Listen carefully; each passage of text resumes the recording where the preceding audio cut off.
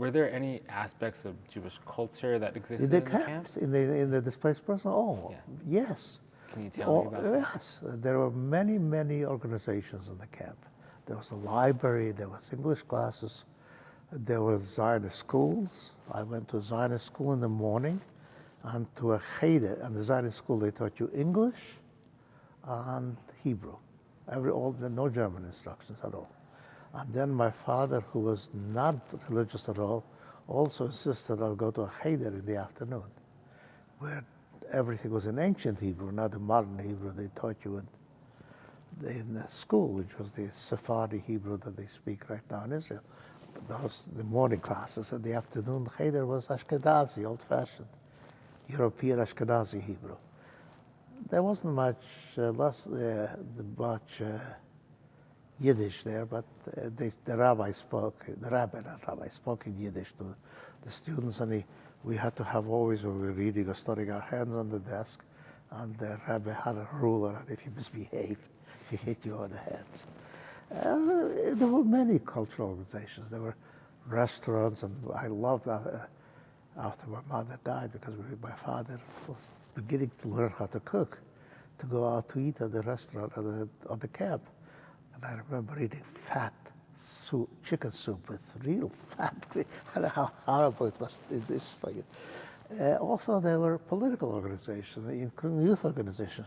I know there were soccer teams, and I don't think I ever made it to one, but I played soccer out of bloody nose many times. But I was a member of Beitar. That's the young, revisionist, right-wing Jewish Zionist organization. I don't know why I joined Beitar, not the Shomer HaTzair. Later on, I switched to Shomer HaTzair, the left-wing group. But in Ulm, I was in a Beitar study group. And they were expecting all of us to go to Palestine before 48, and then in 48 to go to Israel. And my father, who had all of these Zionist Shomer HaTzair connection, had a friend who was then head of what's called Aliyat Noah, the Jewish immigration to Israel by youth.